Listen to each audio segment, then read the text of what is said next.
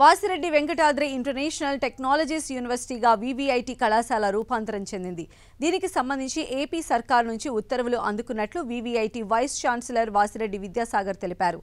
Is of doing business ప్రకటనకు తగ్గట్లు కేవలం 2 నెలల్లోనే వీవీఐటీ అభ్యర్థనను పరిశీలించి యూనివర్సిటీ హోదా కల్పించిన మంత్రి నారా లోకేష్ కు ఆయన ధన్యవాదాలు తెలిపారు.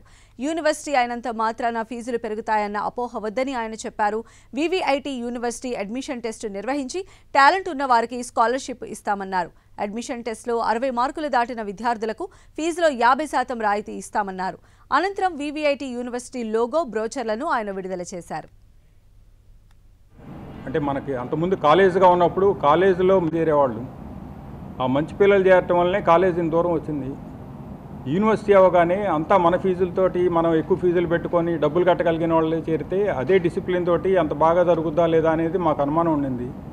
అందుకని యూనివర్సిటీ అయిన తర్వాత కూడా మేము చేసింది ఏంటంటే లాస్ట్ ఇయర్ మేనేజ్మెంట్ కోటా ఎంత తీసుకున్నామో అంతకంటే తక్కువ ఫీజులతోటి కామన్ మ్యాన్కి విత్ ఇన్ రీచ్లో ఉండి మెరిట్ పిల్లలు కాలేజీలో చేరేట్టు గట్టి ప్రయత్నం ఇది.